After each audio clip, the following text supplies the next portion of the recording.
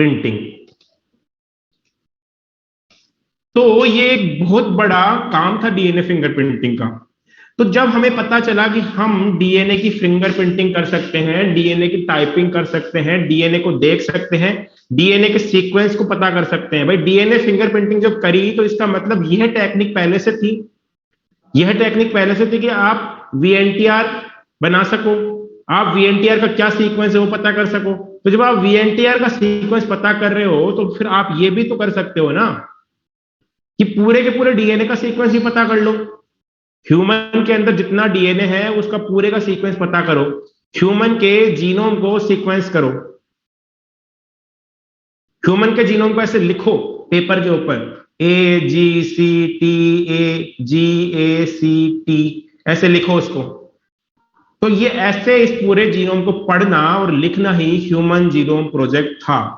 तो बात ऐसी थी कि भाई यहां पर हमारे पास में 1984 में जब ये टेक्निक आई तो व्हाइट हाउस, क्या है व्हाइट हाउस?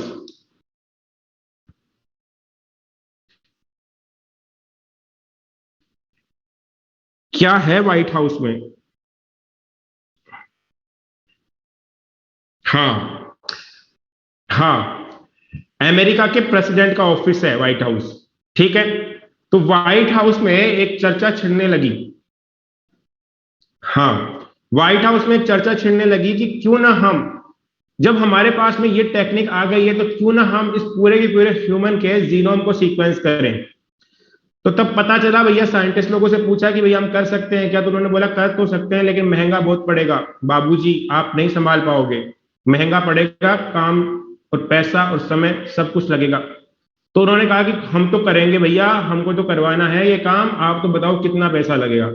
तो उस टाइम पर तो उन्होंने प्रोजेक्ट को तैयार किया, बनाया, प्रेसिडेंट साहब से पूछा, प्रेसिडेंट साहब ने कहा कि थोड़ा रुक जाओ, अभी ये थोड़े दिन में करते हैं करते हैं करते हैं करते हैं, लेकिन बात नहीं बनी, प्रोजेक्ट स्टार्ट नहीं हो पाया। 1990 आ गया। अब 1990 से जस्ट पहले वहां पे क्या था कि अमेरिका की ये आदत है कि वो चाहता है बॉस बनना, वो चाहता है राजनीति करना, वो चाहता है कि मैं सबका बॉस रहूं, मैं सबका लीडर रहूं और सब लोग मेरे कहने से चले, ठीक है। तो अमेरिका ने क्या किया, अमेरिका ने सोचा, आई थिंक सो वही थे, अमेरिका ने सोचा कि अपन एक काम करते हैं, इस पूरे के पूरे डेटा को सीक्वेंस करवा लेते हैं और अपने पास रख लेते हैं, भविष्य में आने वाली जितनी भी ड्रग्स बनेगी, जितने भी ड्रग्स बनेगी उन सभी ड्रग्स को हम इस डीएनए के सीक्वेंस के आधार पर तैयार करवाएंगे, कौन सी ड्रग्स चाहिए कौन सी नहीं चाहिए, और उसके बाद में हम दुनिया पर राज करेंगे। जैसे कि वो उसके अंदर शक्तिमान के अंदर जैसे कि वो डॉक्टर जयकाल सोचता था ना कि मैं ऐसे ड्रग बना लूं, ऐसे ड्रग बना लूं, वैसी वाली फितरत ही अमेरिका की थी। तो उसने सोचा कि पूरे के पूरे को चुपके से सीक्वेंस करवा लेते हैं, इंफॉर्मेशन को रख लेते हैं और फिर पॉपुलेशन को परेशान करेंगे, वर्ल्ड पॉपुलेशन को, और अपन सब पे राज करेंगे। इस तरह से उन्होंने बात करी।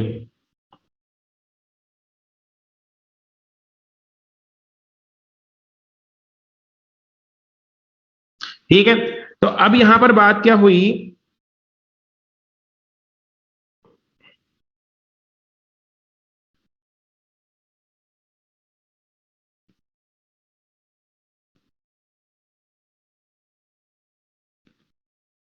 अब यहां पर बात क्या हुई कि यहां पर अमेरिका ने स्टार्ट कर दिया ये प्रोजेक्ट, 1990 में इस प्रोजेक्ट को लॉन्च कर दिया।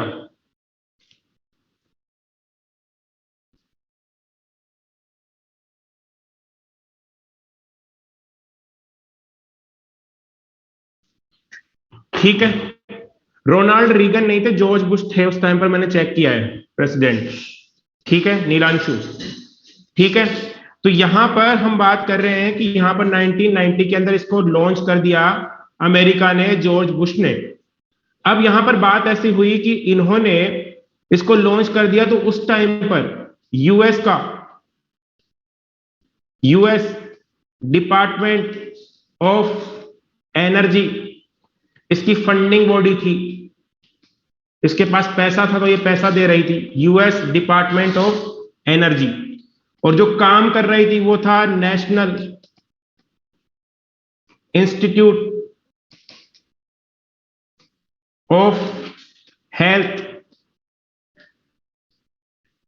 National institute of health, US का नेशनल इंस्टीट्यूट ऑफ हेल्थ काम कर रहा था। यूएस की department of energy funding body थी, क्योंकि ये बहुत ज्यादा पैसे वाली बॉडी थी, डिपार्टमेंट ऑफ एनर्जी। लेकिन ये इस काम को अंजाम तक नहीं पहुंचा पाए और दुनिया को पता चल गया और इनको ये बात बतानी पड़ी कि भैया हम ये काम कर रहे हैं। फिर जैसे ही दुनिया को पता चली तो सबसे पहले ब्रिटेन की एक कंपनी है वेलकम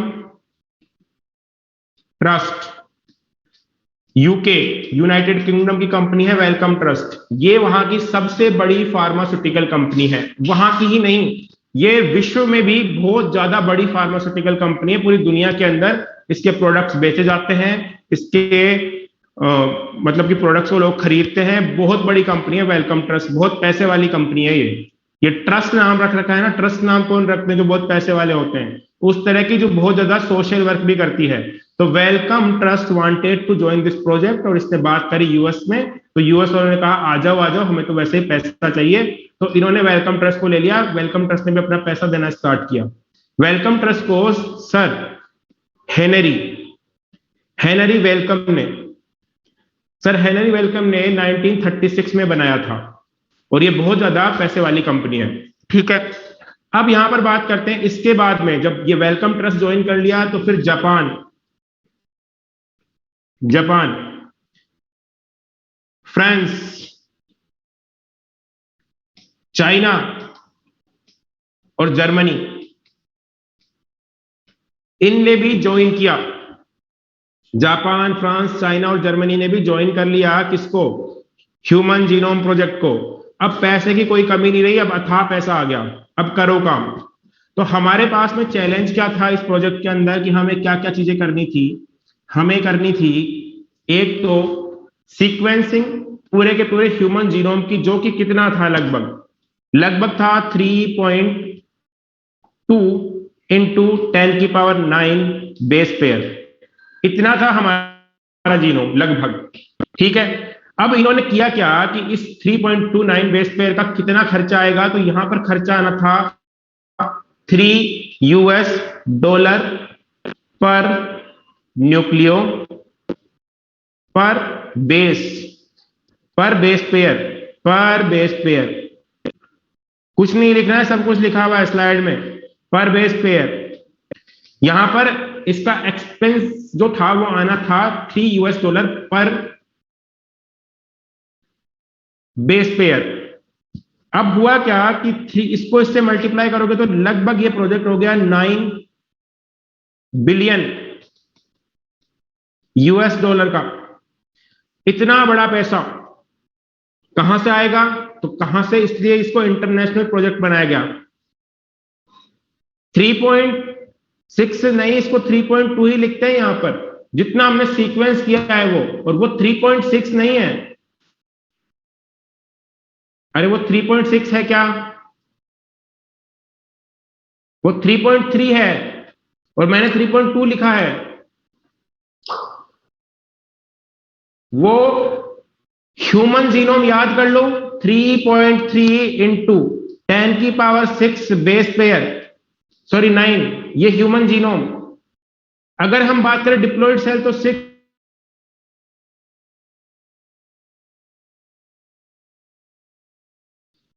1000 पेज की 1000 पेज की किताबें लें और 1000 लेटर पर पेज लिखे। 1000 लेटर पर पेज में हम लिखें तो क्या होगा? हमें इतनी बुक्स चाहिए, इतनी किताबें चाहिए इस पूरे के पूरे लेटर को जमा करने के लिए। आप देख लो, तुम हमारे घर पर मुश्किल से 25-30 किताबें होती है, तो पूरी की पूरी रैक भर जाती है बड़ी वाली। अब कितनी बुक्स होनी चाहिए थी? 3300, और 10-10 पेज की बुक नहीं, 1000 पेज की इतनी मोटी बुक, और वो भी इतनी मोटी बुक भी, उसमें भी एक पेज पर 1000 लेटर। तो तुम देख लो इतने डेटा को कहां रखते हैं? बताओ कहां रखते हैं?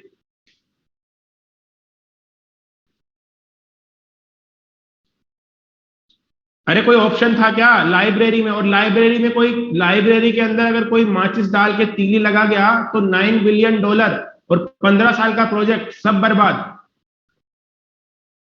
अगर लाइब्रेरी में किसी ने पेट्रोल डाल के तीली फेंक दी तो सब बर्बाद।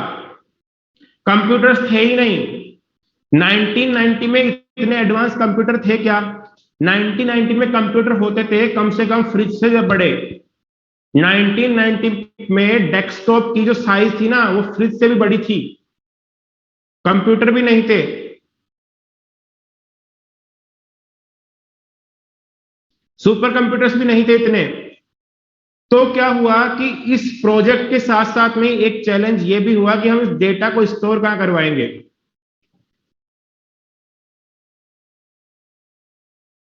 ठीक है, कि इसको स्टोर कहां करवाएंगे। स्टोर करवाने के लिए हमने क्या किया युवराज कह रहा है व्हाइट हाउस में ठीक है, तो इस व्हाइट हाउस में पब्लिक घुस गई थी अभी, वो भी सेफ नहीं है।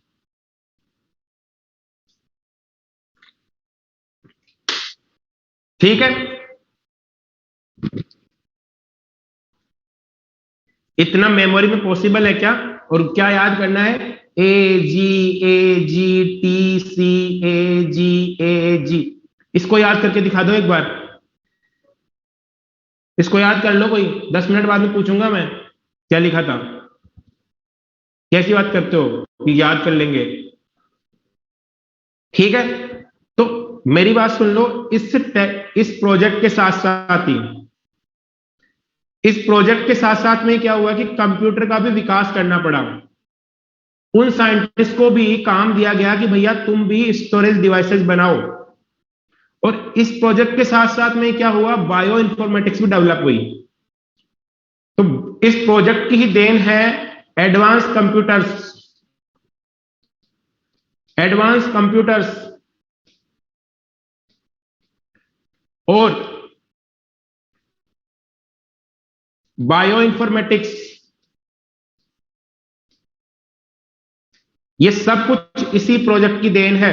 Advance computers and bio informatics इस ही प्रोजेक्ट की देन है। ये बात ध्यान में रखना। ठीक है, अब आगे जब हम बात करते हैं तो आगे हम जो बात कर रहे हैं वो बात है किस चीज की?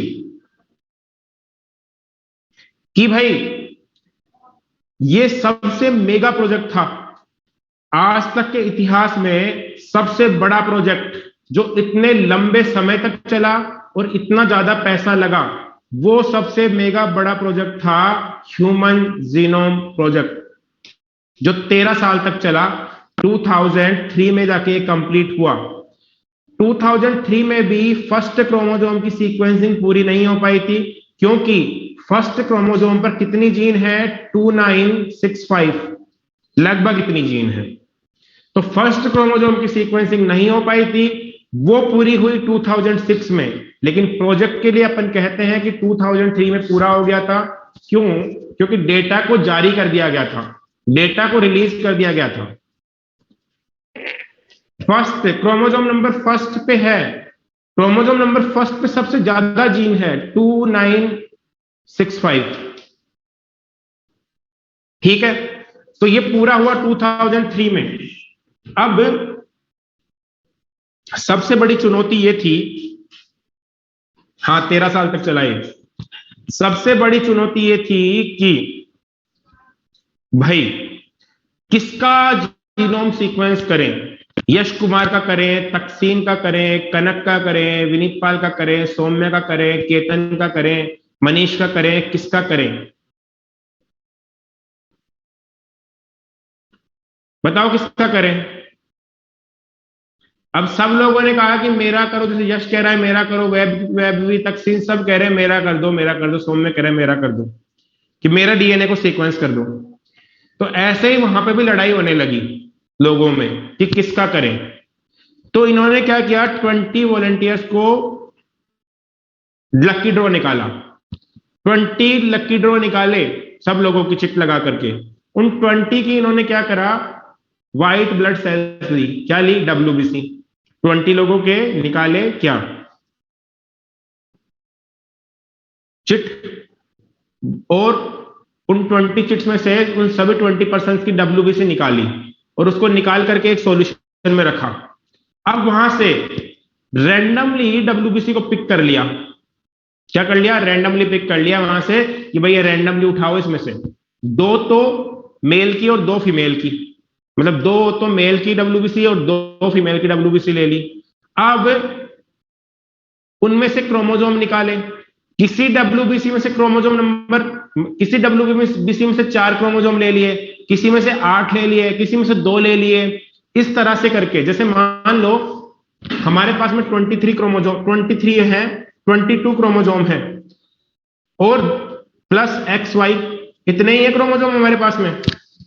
तो इन्होंने क्या किया कि किसी में से 5 ले लिए, किसी में से X ले लिया, किसी में से Y ले लिया, ऐसे सब अलग अलग सेल में से ले लिए। अब सीक्वेंस करने वाले को भी नहीं पता कि वो किस आदमी के DNA को सीक्वेंस कर रहा है। इसको पूरा का पूरा मिक्सअप कर दिया, खिचड़ी कर दी इसकी। अब सीक्वेंस करने वाले को भी नहीं पता कि किसका कर रहे हैं, तो अब कोई क्लेम, दावा नहीं कर सकता है। बात आ गई समझ में? हाँ, सबको खुश कर दिया। ठीक है, तो ये बात करी इन्होंने। अब क्या हुआ कि भैया किया कैसे? तो सबसे पहली बात है कि इन्होंने इस तरह से काम को अंजाम दिया कि इन्होंने क्रोमोसोम लिया, ये पूरा का पूरा क्रोमोसोम ले लिया, इसको रेस्ट्रिक्शन एंडोन्यूक्लियस से कट किया, कर दिया कट, ये लो यहां से कट कर दिया। ठीक है, फिर यहां से कट कर दिया। बात ध्यान से सुनना, कॉन्सेप्चुअल है। फिर यहां से कट कर लिया इतना, और फिर यहां से कट कर लिया, और फिर सीक्वेंस करा लिया। मान लो इन्होंने ऐसा करा होता, ऐसे टुकड़े कर लिए इसके। भाई बड़े टुकड़े का करना तो पॉसिबल नहीं है, छोटे छोटे टुकड़े का करना पड़ेगा। ऐसे टुकड़े कर लिए और इसको सीक्वेंस करा लिया। अब समस्या ये हो जाती इस केस में क्या समस्या होती कि ये टुकड़ा, ये इन्होंने सीक्वेंस करा लिया, मान लो ये करा लिया, ये सीक्वेंस करा लिया। अब इनको सबको जोड़ना है आपस में, तो पहले ये जोड़ू। अब ये ऐसे थोड़ी लाइन से पड़े हुए हैं, अलग अलग पड़े हुए हैं, कॉपी पे लिखे हुए हैं। तो पहले ये जोड़ू कि पहले ये जोड़ू? 1 नंबर, ये मान लो ऐसे पड़े हुए हैं, 1 number, 3 number, 4 number, 2 number, 5 number. तो 1 के बाद में आने वाला 2 नंबर कौन सा था, कैसे पहचानूं? 1 के बाद में 2 को कैसे जोड़ूं? 2 के बाद में 3 को कैसे जोड़ूं? क्योंकि ये अलग अलग पड़े हुए हैं। तो इनकी ये सीक्वेंसिंग कैसे करें कि 1 के बाद में आने वाला ये सेगमेंट है, इस सेगमेंट के बाद में ये सेगमेंट था, क्योंकि तो अलग अलग है ना। पता कैसे चलेगा कि कौन सा सेगमेंट किसके बाद में था? बताओ इसका क्या जुगाड़ करें? लेबलिंग नहीं कर सकते, इसकी लेबलिंग पॉसिबल नहीं है, रेडियो एक्टिविटी नहीं है पॉसिबल। रेडियो एक्टिविटी से कैसे कर लोगे? सब में आएगी वो तो। अरे तुमने क्या किया कि तुमने DNA को कट किया एक सॉल्यूशन में। नहीं, अब मेरी बात सुन लो, क्या किया तुमने? ये तुम्हारा DNA था, ये तुम्हारा DNA था, ठीक है। इस DNA को तुमने डाल दिया इसमें क्या डाला? DNA। और इसमें क्या डाला? रेस्ट्रिक्शन एंडोन्यूक्लियस, कट कर लिया इससे। अब इसमें इसके टुकड़े हो गए, ये टुकड़े हो गए, ये लो, ये टुकड़े हो गए। अब कौन सा टुकड़ा, इन सबको सीक्वेंस कर लिया। अब कौन सा टुकड़ा किसके बाद आएगा ये कैसे पता चलेगा कि ये वाला पहला टुकड़ा था, ये वाला दूसरा टुकड़ा था, ये वाला तीसरा टुकड़ा था, ये कौन सा किसके साथ आएगा ये कैसे पता चलेगा? बताओ, है क्या किसी के पास जवाब?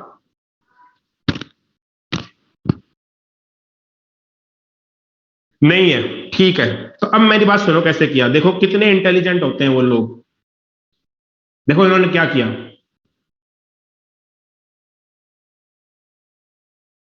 सेंट्रीफ्यूज से नहीं होगा, मैं बता रहा हूं कैसे होगा।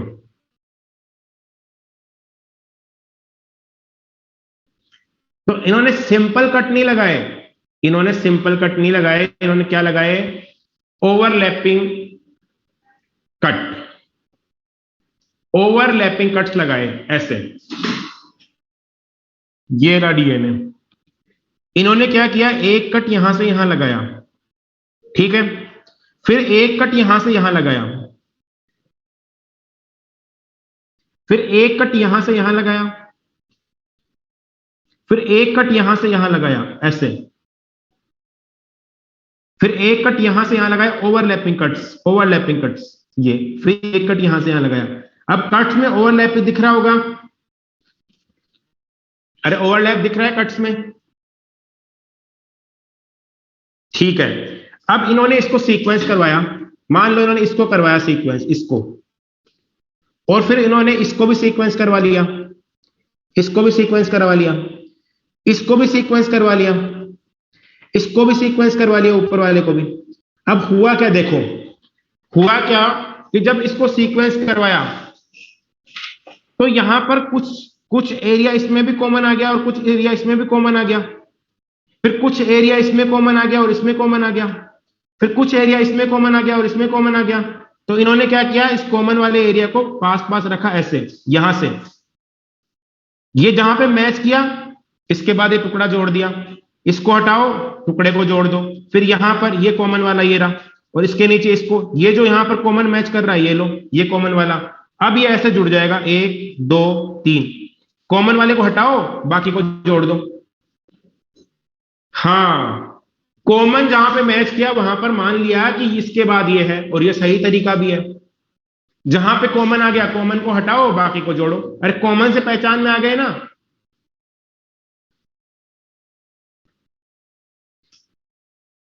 हाँ, तो बात समझ में आ गई क्या?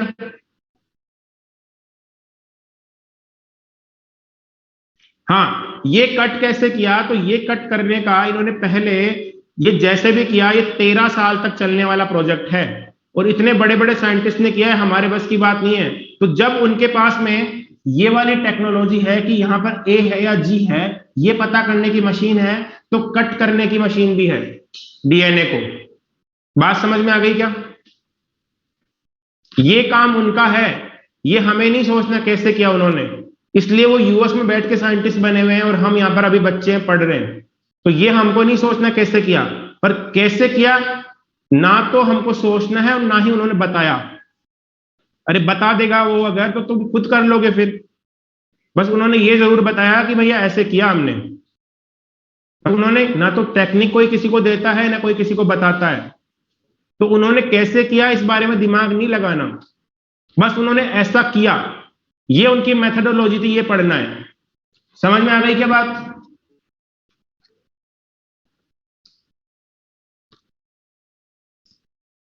अरे बोलो बच्चों।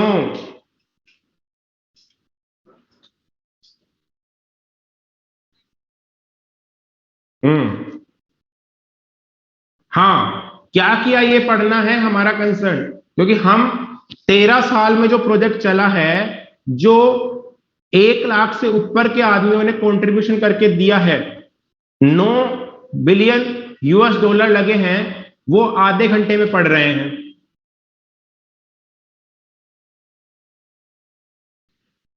नीलांशु,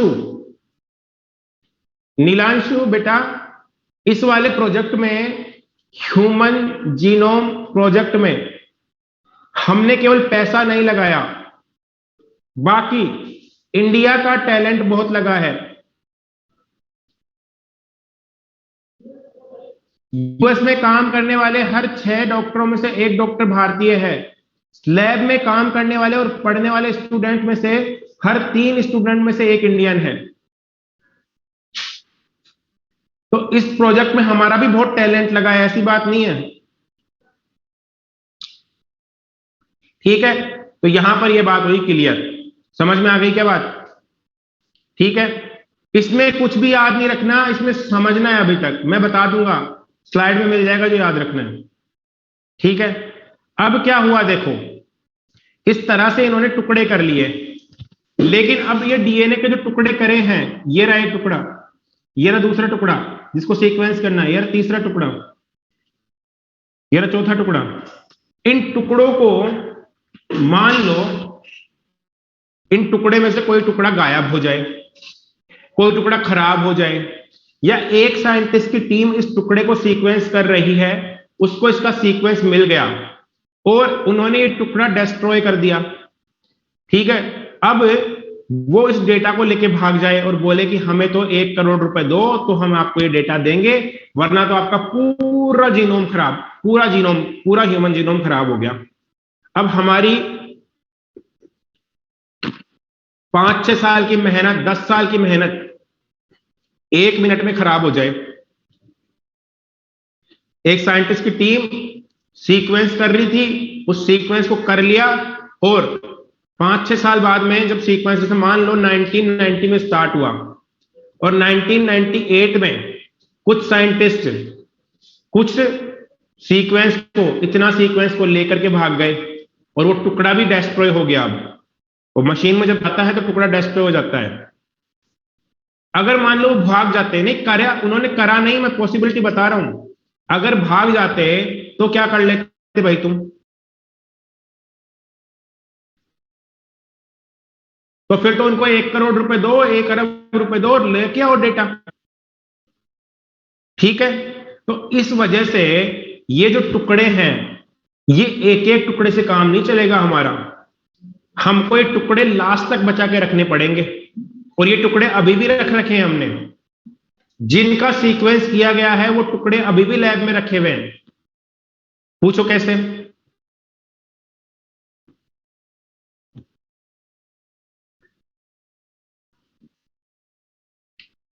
तो ये ऐसे रखे हुए हैं लैब में कि इन्होंने क्या किया, साइंटिस्ट ने इन टुकड़ों को लिया, ये टुकड़ों को लिया, ये टुकड़ा ले लिया, ये टुकड़ा ले लिया, ये टुकड़ा ले लिया, और एक लिया वेक्टर। वेक्टर दो तरह के लिए, बैक्टीरियल आर्टिफिशियल क्रोमोसोम और यीस्ट आर्टिफिशियल क्रोमोसोम। इस टुकड़े को उस वेक्टर के साथ में अटैच कर दिया, प्लस वेक्टर, कोई सा भी हो सकता है बाक और याक में से, प्लस वेक्टर, प्लस वेक्टर। अब ये ऐसा हो गया, ये लाल वाला ये तो तुम्हारा जीन, और ये यहां से आ गया तुम्हारा वेक्टर, ये ब्लू वाला, ये लो, ये वेक्टर, ब्लू वाले वेक्टर के अंदर लाल वाला जीन डाल दिया। वेक्टर होता है जो कि एक जीन को किसी बैक्टीरिया में ट्रांसफर करता है, किसी यीस्ट में ट्रांसफर करता है। जैसे कि प्लाज्मिड, जो सुना है प्लाज्मिड, प्लाज्मिड, तो जो प्लाज्मिड होता है वो वेक्टर का काम करता है। जब बायोटेक पढ़ाएंगे तब समझ में आ जाएगा, अभी उसके ऊपर छोड़ो। वेक्टर वो होता है जो एक जीन को ह्यूमन की जीन को मान लो इकोलाई में डालना है तो वेक्टर के ऊपर बिठा के डालना पड़ेगा। जैसे तुमको अगर मान लो एलन से घर जाना है तो मोटरसाइकिल पे बैठ के जाना पड़ेगा, वैसे ही अगर एक जीन को किसी दूसरे ऑर्गेनिज्म में लेके जाना है तो वेक्टर लेके जाएगा, तो ये वेक्टर है। अब इन्होंने इस जीन को वेक्टर में अटैच कर दिया, ठीक है। वेक्टर में अटैच करने के बाद में इन्होंने इसको, जिसको बाक में अटैच किया, बैक्टीरियल आर्टिफिशियल क्रोमोसोम बाक, जिसको बाक में अटैच किया उसको बैक्टीरिया में डाल दिया, ये लो। जिसको याक में, यीस्ट आर्टिफिशियल क्रोमोसोम में अटैच किया उसको यीस्ट में डाल दिया, ये लो, यीस्ट में डाल दिया। अब जब ये बैक्टीरिया मल्टीप्लाई करेंगे तो ये जीन भी मल्टीप्लाई करेगा, ये सीक्वेंस भी मल्टीप्लाई करेगा, ये प्लाज्मिड भी मल्टीप्लाई करेगा। समझ में आ गई क्या बात? और जब ये मल्टीप्लाई करेंगे तो ये सारा का सारा मल्टीप्लाई करेगा, और अब जितने बैक्टीरिया ग्रो करेंगे उतने ही सीक्वेंस की कॉपी हमारे पास आ गई, सेम वो का वो सीक्वेंस। तो इस तरह से हम करते हैं इसकी कॉपी नंबर इंक्रीज। अब अगर वो साइंटिस्ट की टीम इस सीक्वेंस को लेके भाग गई तो उन्हें बोलो भाग जाओ, इतना सीक्वेंस ही हमारे पास पड़ा हुआ है, 5-6 दिन लगेंगे, हम वापस से सीक्वेंस कर लेंगे। पूरा प्रोजेक्ट तो नहीं गया ना, इतना सा सीक्वेंस गया है, 5-6 दिन में, 1 महीने में वापस से कर लेंगे हम उसको सीक्वेंस। तो उनको बोलो जाओ तुम। तो इससे ये प्रॉब्लम सॉल्व हुई, ठीक है। हाँ, साइंटिस्ट पूरा काम प्लानिंग से होता है, साइंटिस्ट पूरा काम प्लानिंग से करते हैं, ऐसे नहीं करते, क्योंकि ये साइंटिस्ट केवल साइंटिस्ट का प्रोग्राम नहीं था, यूएस गवर्नमेंट का, इंटरनेशनल गवर्नमेंट्स का प्रोग्राम था। तो सबका कलेक्टिव माइंड यूज हो रहा था कि ऐसा हो जाए तो क्या करें, ऐसा हो जाए तो क्या करें।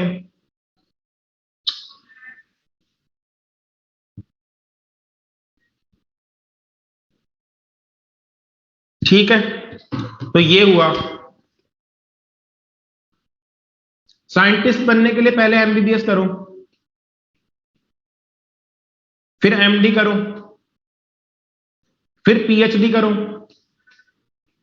फिर साइंटिस्ट बनोगे। फिर क्या करो? अरे अनीशा, पीसीआर से इसे कर सकते थे, लेकिन पीसीआर से करते तो फिर रखते काहे, खराब हो जाता है ना। अब बैक्टीरिया के अंदर तो ये सुरक्षित पड़ा हुआ भी है, बैक्टीरिया के अंदर तो हमेशा सुरक्षित पड़ा हुआ है। अब पीसीआर के अंदर करके रख लिया बोतल में, खराब हो गया।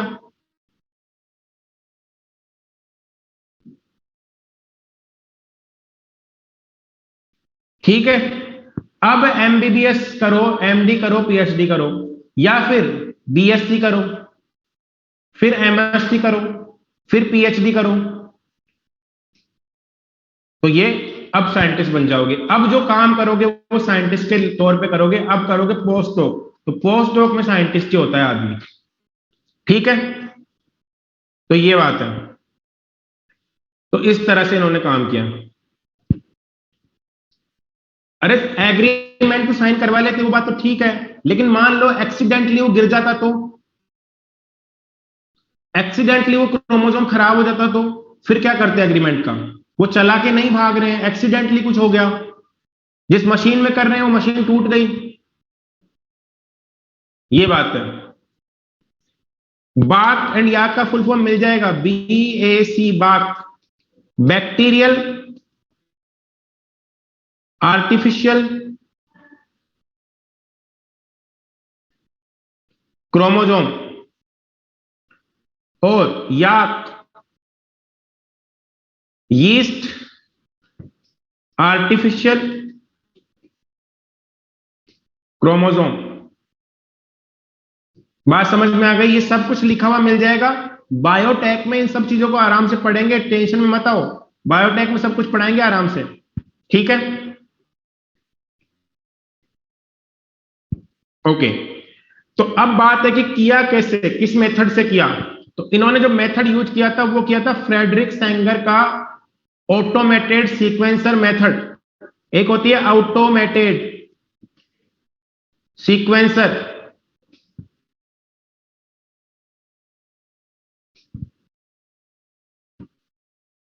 ऑटोमेटेड सीक्वेंसर से इन्होंने किया था सीक्वेंस। बात आ गई क्या समझ में? और ये किस पर काम करता है? फ्रेडरिक सेंगर साहब के, फ्रेडरिक सेंगर साहब के मेथड पर काम करता है, सेंगर मेथड। और सेंगर ऐसे साइंटिस्ट हैं, Frederick Sanger, sir Frederick Sanger, professor Frederick Sanger, ऐसे साइंटिस्ट है जिनको 2 बार नोबेल प्राइज मिला है। नोबेल प्राइज 2 बार। नोबेल प्राइज एक बार मिलना ही बहुत बड़ी बात है, और इनको 2 बार नोबेल प्राइज मिला है।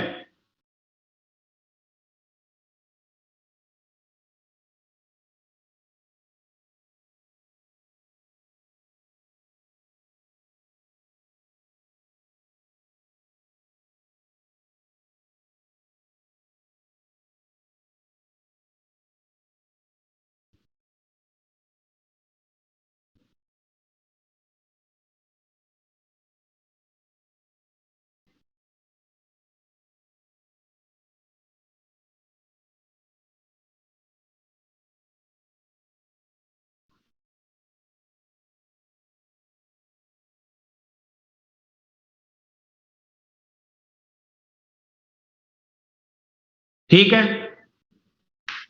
हाँ, इनको प्रोटीन की सीक्वेंसिंग के लिए, वो इंसुलिन पे काम कर रहे थे, तो प्रोटीन सीक्वेंसिंग के लिए नोबेल मिला, और दूसरा मिला इस मेथड के लिए, सेंगर मेथड के लिए।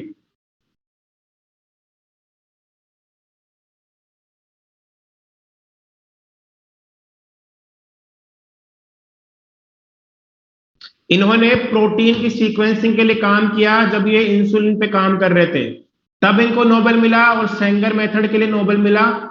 तो ये 2 बार नोबेल प्राइज जीतने वाले व्यक्ति है, और अब तक 4 लोग ऐसे हैं जिनको 2 बार नोबेल मिल चुका है। ठीक है, तो ये ये बात थी फ्रेडरिक सेंगर। तो याद रखना यहां पर हमारी बातें हो चुकी है पूरी। अब इस मेथड से हमें क्या क्या चीजें पता चली?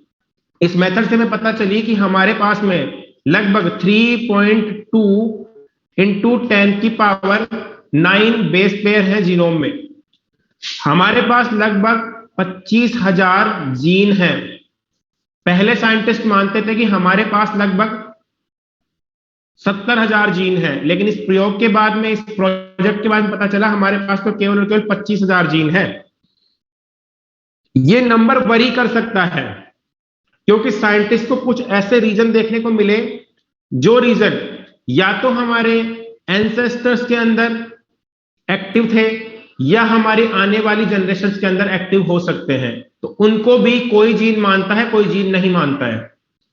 तो ये नंबर आपको ध्यान रखना है, नियर अबाउट 25,000 जीन्स है अपने अंदर। सबसे बड़ा क्रोमोजोम क्रोमोजोम नंबर 1, सबसे छोटा क्रोमोजोम क्रोमोजोम नंबर Y, सबसे बड़ी जीन डिस्ट्रोफिन की जीन है, सबसे छोटी जीन TDF की जीन है, टेस्टिस डिटरमाइनिंग फैक्टर। बात आ गई क्या समझ में? बात समझ गए क्या? ठीक है, तो यहां पर हमने बात करी इसकी। अब देखो इसमें क्या हुआ था कि दो मेथड होते हैं। पता कैसे चला कि जीन कौन सी है? ये कैसे पता चला कि जीन कौन सी है? इसके लिए इन्होंने क्या किया, मैं सब कुछ अभी वापस से तुम्हें दिखाऊंगा स्लाइड के ऊपर। डिस्ट्रोफिन की जीन होती है लार्जेस्ट डिस्ट्रोफिन की। अभी रुक जाओ, लिखना कुछ नहीं है, मैं बता दूंगा अपने आप। मैं अभी तुम्हें पढ़ा रहा हूं, समझा रहा हूं। तुम्हें स्लाइड मिलेगी, लिखवा देंगे सब कुछ। अब देखो क्या किया कि ये इतना लंबा सीक्वेंस है। अब ये बात कैसे पता चली कि जीन कितनी है इसके अंदर? ठीक है, तो इसका मेथड क्या होता है? पहले क्या करोगे, पहला मेथड है सीक्वेंस एनोटेशन। सीक्वेंस एनोटेशन, इसका क्या मतलब है सीक्वेंस एनोटेशन का? कि तुमने यहां पर इस तरह से सीक्वेंस एनोट कर लिया, AGCT GCTAG TTTCCCGGATCG। ये सीक्वेंस पूरे जीनोम का इस तरह से कर लिया। अब दूसरा मेथड है एक्सप्रेस सीक्वेंस टैग। अब क्या करोगे, इस पूरे के पूरे DNA से बनाओगे mRNA। मान लो इतने सीक्वेंस ने mRNA बनाया, mRNA, यहां से इतने ने बनाया mRNA। तो आपको पता चल गया ये वाली जीन है और ये वाली जीन है, और इसी को कहते हो एक्सप्रेस्ड सीक्वेंस टैग या टैगिंग। येरी और येरी, मतलब कि आपने क्या किया, पहले पूरा का पूरा सीक्वेंस नोट कर लिया, फिर उस सीक्वेंस को अलाउ किया कि भैया अब बनाओ mRNA। फिर हमने उस mRNA को देख के पहचान लिया कि ये जीन है इसके ऊपर। तो इसको कहते हैं एक्सप्रेस सीक्वेंस टैग। जो सीक्वेंस एक्सप्रेस हो रहा है उसको टैग करना, और वही जीन है। समझ में आ गई क्या? समझ में आ गई क्या कि जीन को कैसे पहचाना, कहां कहां जीन है?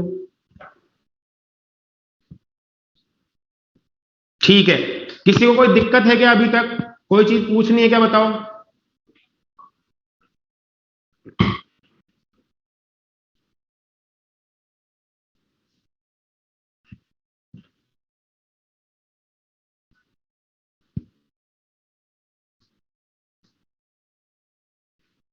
ठीक है, तो अब हम देखते हैं स्लाइड पे क्या लिखा हुआ है। ठीक है, आओ। Started in 1990। कौन से स्टेप वापस बतानी है?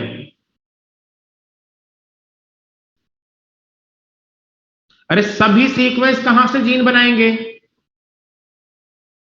सभी सीक्वेंस कहां से जीन बनाएंगे? जंक DNA भी तो है। जंक DNA को भूल गए क्या? ओनली 2% पार्ट इज कोडिंग,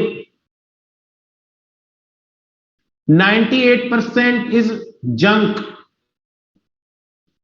तो ये जंक डीएनए थोड़ी जीन है, इस पूरे सीक्वेंस में से, इतने में से केवल और केवल यही सीक्वेंस जीन है, यही यही।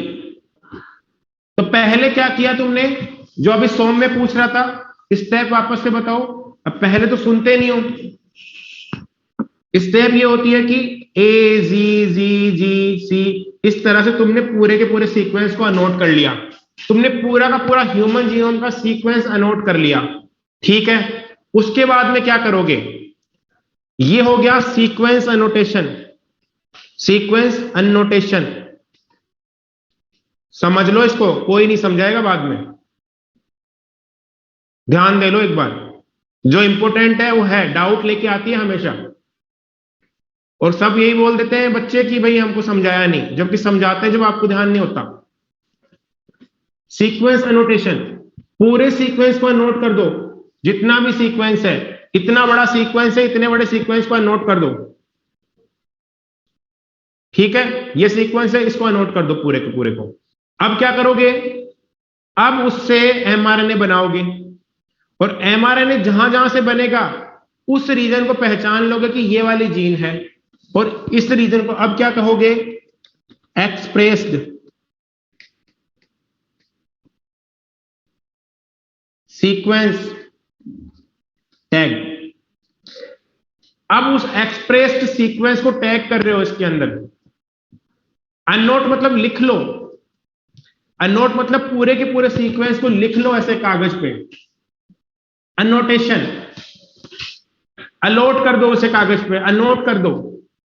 अब उसमें से मार्क कर लो कि इतना जीन है, इतना जीन है। और वो मार्क कैसे करोगे, जो सीक्वेंस एमआरएनए बनाएगा। तो इसको क्या, एमआरएनए का मतलब क्या है कि डीएनए एक्सप्रेस हुआ, और इसको क्या बोलोगे, एक्सप्रेस सीक्वेंस टैग। जो एक्सप्रेस हुआ उसी को क्या बोला, एक्सप्रेस सीक्वेंस टैग। समझ में आ गई क्या। तो लगभग कितनी जगह पे एक्सप्रेस हुआ, 25,000 जगह पे, 25,000 पे। समझ में आ गया क्या, ठीक है। तो इतना ही था ह्यूमन जीनोम प्रोजेक्ट। अब इसको स्लाइड पे क्या क्या लिखा हुआ है वो पढ़ लो। स्टार्टेड इन 1990, कंप्लीटेड इन 2003, ठीक है। क्रोमोसोम फर्स्ट कब कंप्लीट हुआ, इन मई 2006। क्या स्टडी किया, 24 क्रोमोसोम की, 22 क्रोमोसोम तो autosomal, plus 2 sex chromosome X and Y, तो total 24। Then it was a mega project. Human में कितने बेस पेयर हैं, 3 into 10⁹ base pair. Cost of sequencing required per base pair is $3। Estimated cost of the project would be approximately $9 billion. If, अगर ये वही वाली बात है कि अगर 1000 लेटर्स की पेज वाली, 1000 लेटर्स लिखो एक पेज पर, ऐसे पेज वाली 1000 पेज वाली इतनी बुक्स चाहिए। इसमें वही लिखा हुआ है, इस लाइन को पढ़ो जल्दी से। If the obtained sequence were to be sorted in typed form, पढ़ो इसको।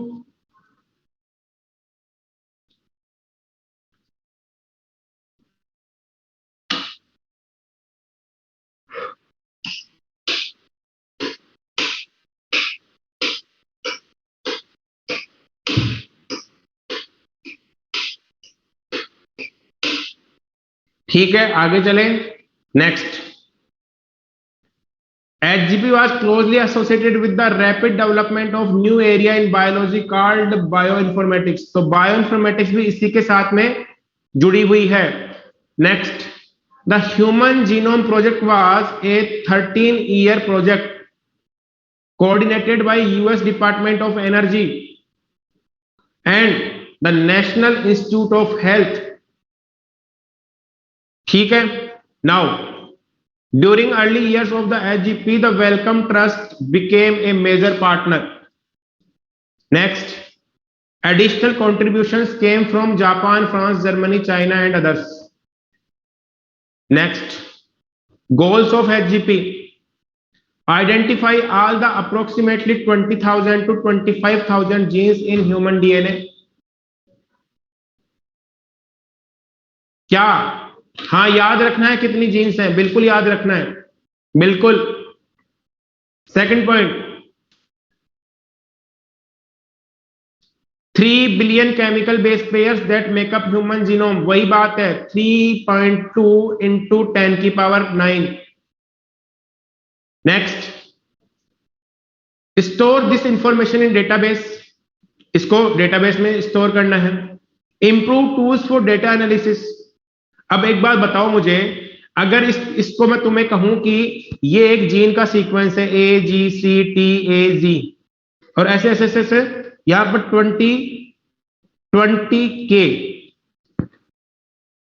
20K छोड़ो, तुम तो 2000 ही कर लो, 2000 बेस पेयर है, 2K बेस पेयर है इसमें, इस जीन में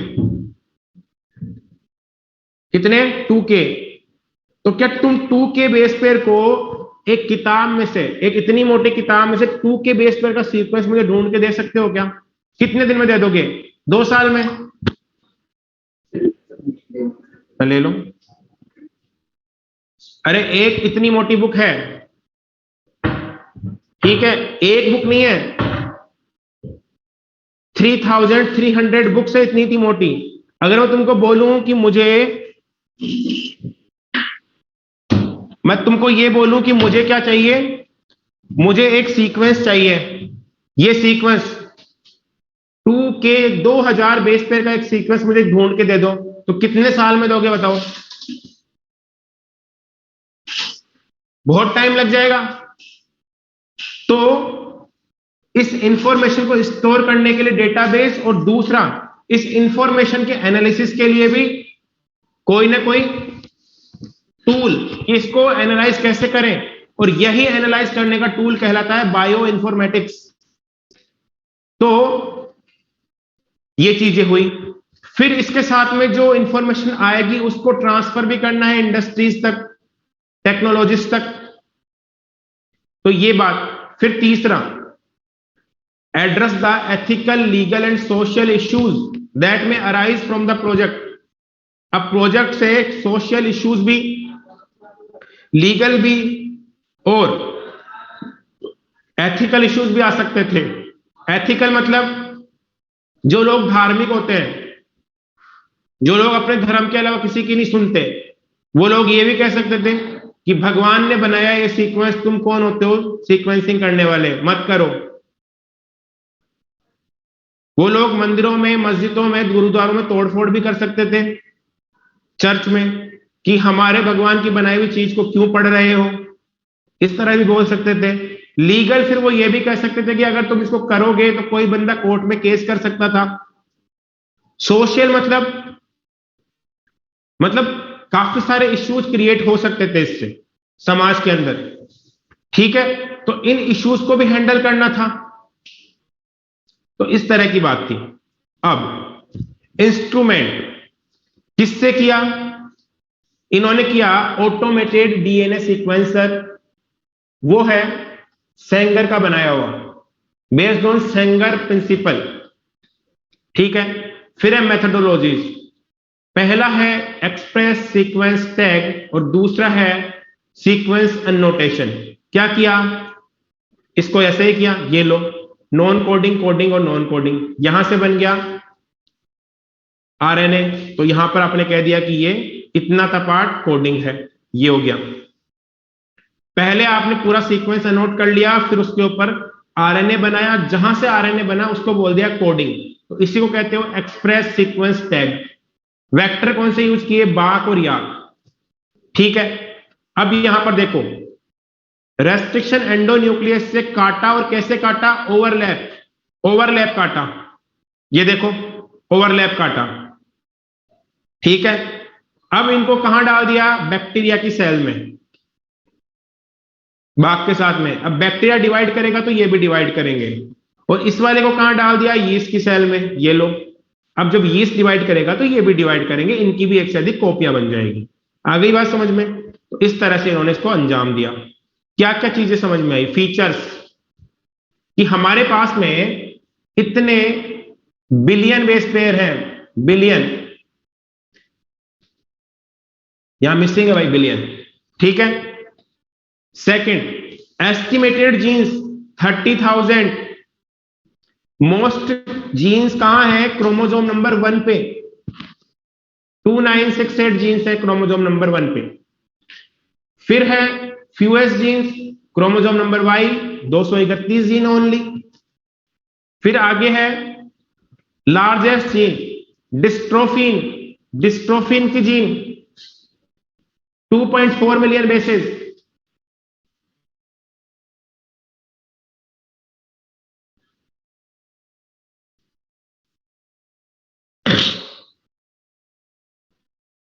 हाँ, बिल्कुल बिल्कुल बिल्कुल, यहां पर मिलियन ही होगा, मिलियन।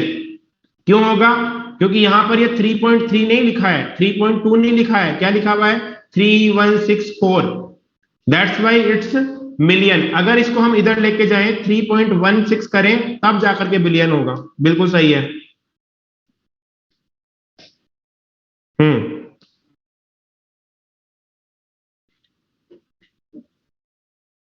अरे ये तो 296, हाँ 68 ही रखो इसे, एग्जैक्टली तो 8 ही है, बाकी 65 भी बोल सकते हो, कोई फर्क नहीं पड़ता, ये पूछा नहीं जाएगा एग्जाम में, एक बार देख लेना है ना। लार्जेस्ट जीन डिस्ट्रोफिन की है।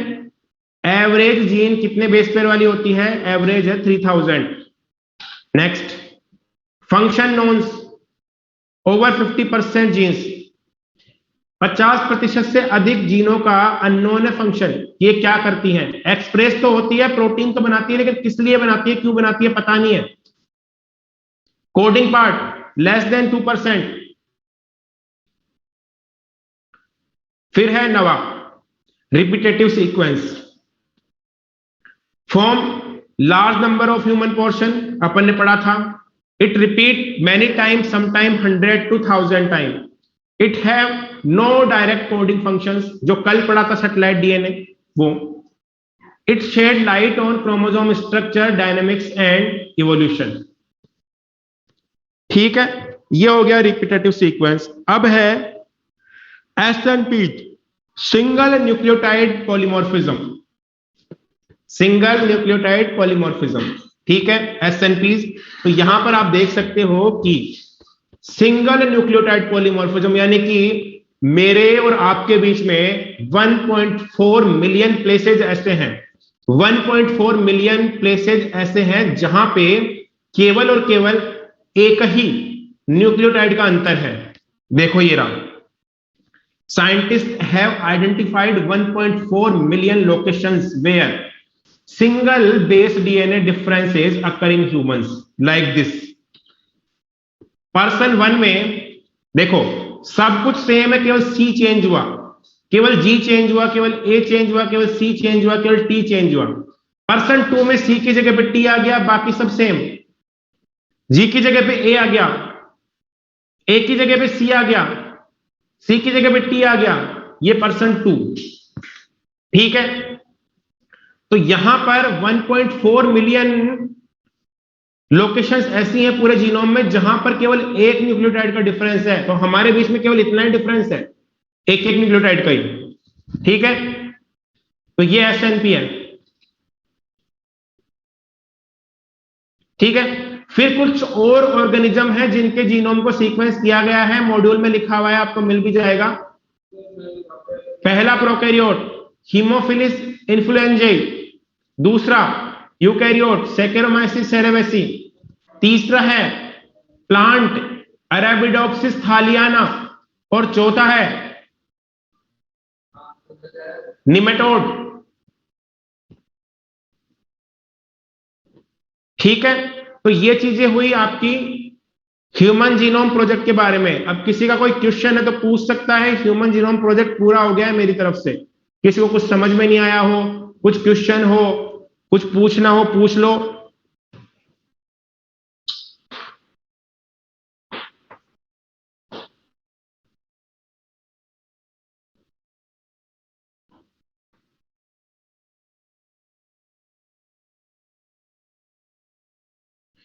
इससे ज्यादा क्वेश्चंस नहीं आते हैं क्योंकि ये एनसीईआरटी में तो इतना दिया नहीं गया है, पर आपको ये डेटा थोड़ा याद रखना है, क्वेश्चन आ भी सकता है। कौन से नेम, ये नाम तो छोड़ देना अगर याद नहीं होते हैं, तो याद रखना ये ईस्ट का याद रख लेना और ये याद रख लेना, ये ठीक है।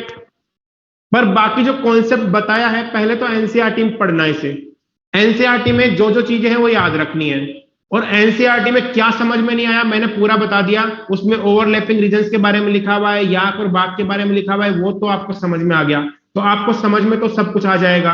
अब याद तो इंफॉर्मेशन जो एनसीईआरटी के वो रखनी पड़ेगी, तो अब इसे एनसीईआरटी में पढ़ना समझ में आ जाएगा। और अगर किसी का कोई क्वेश्चन है तो पूछ लो, तुम्हारा कल टेस्ट भी है। हाँ, इसकी एक सबसे बड़ी बात यह है, देखो सबसे बड़ी बात यह है कि ये प्रोजेक्ट अमेरिका ने जब बनाने की कोशिश करी थी तो उनका सोचना था कि इसको हम ही रखेंगे, लेकिन सारी कंट्रीज का कंट्रीब्यूशन हुआ और जिस शाम को ये प्रोजेक्ट पूरा हुआ उसी रात को इसके डेटा सभी के लिए ओपन कर दिए गए।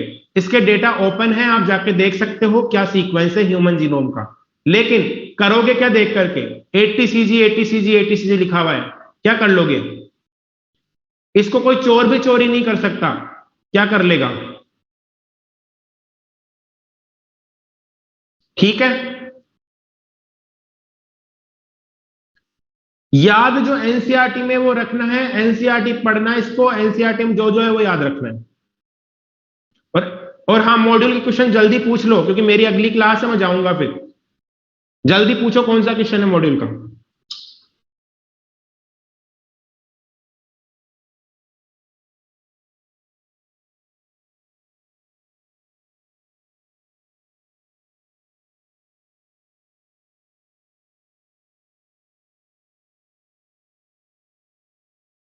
हाँ, लगभग एनसीईआरटी बेस्ड ही बनता है। हाँ, एनसीईआरटी के अलावा नहीं याद रखना है, पहले एनसीईआरटी का तो याद कर लो।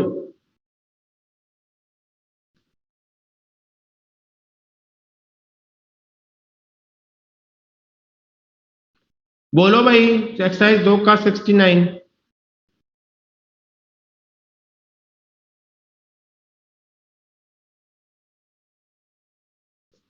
क्या है? The strand of DNA which does not code for anything is referred as, does not code for anything, coding strand. Third answer Vanshika, समझ में आ गया क्या? जो कोड नहीं करती है उसको कोडिंग ही तो कहते हैं।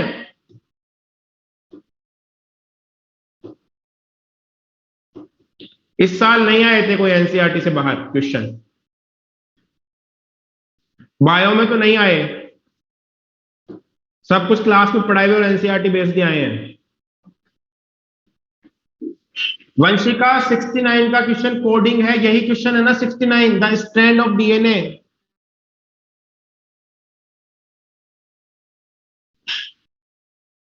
तो फिर कौन सा है 69? एक बार रुक जाओ भाई, इसको क्वेश्चन बता देने दो। अच्छा, एक्सरसाइज 1 का था ये।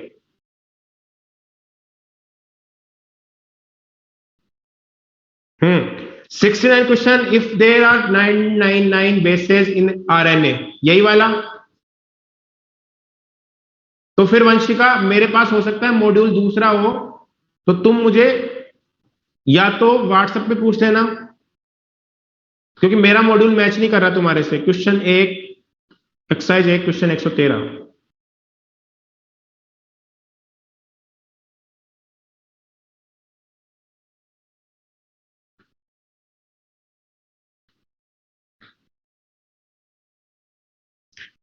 The function of non sense codon is, यही है क्या मान्य? क्वेश्चन 113, एक्सरसाइज 1 का क्वेश्चन 113 यही है क्या? The function of non sense codon is. तो फिर एक काम करो, तुम्हारे मॉड्यूल में अलग क्वेश्चन है, जो मेरे पास अभी अवेलेबल है उसमें अलग क्वेश्चन है। तुम जो भी क्वेश्चन पूछना है सारे क्वेश्चन मुझे भेज दो, सारे क्वेश्चंस भेज दो मुझे व्हाट्सएप पे, मैं अभी रिप्लाई कर दूंगा सबका। ठीक है, तो व्हाट्सएप पे पूछ लेना, मॉड्यूल अभी है नहीं। अभी क्या जशनप्रीत,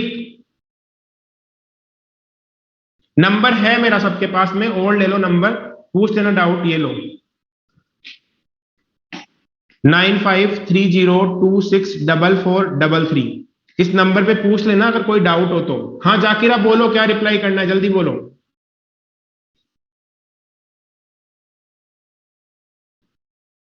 जाकिरा, जिक्रा जिक्रा जिक्रा जिक्रा।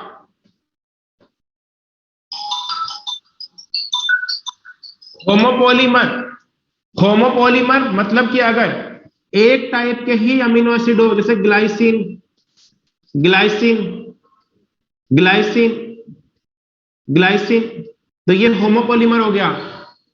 कोपोलीमर या फिर हीटेरोपोलीमर मतलब कि एक से ज्यादा तरह के, ग्लाइसिन या फिर मिथ्योनिन या फिर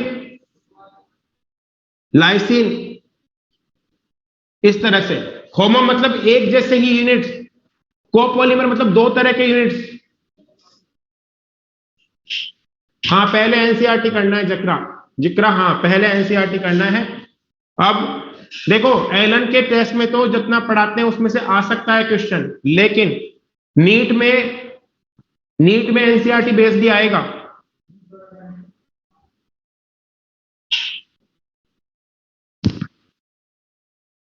ठीक है।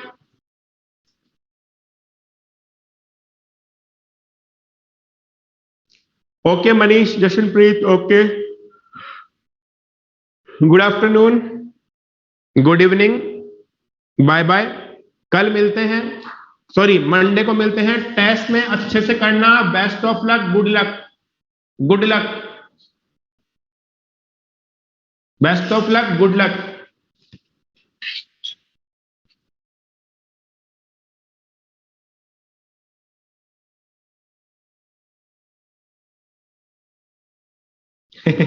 यश कह रहा है गुस्ताखी माफ हो तो एलन के एंटायर एनसीईआरटी ओरिएंटेड क्यों नहीं है। इसके बारे में अपन व्हाट्सएप पे, फोन पे बात करते हैं, तुम फोन कर लेना, तुम्हें समझा दिया जाएगा क्यों नहीं है। ठीक है यश, फोन पे बात करते हैं, अभी क्लास का टाइम हो गया है, परसों क्लास में मिलते हैं। ओके, ओके थैंक यू बेटा। ओके एकता।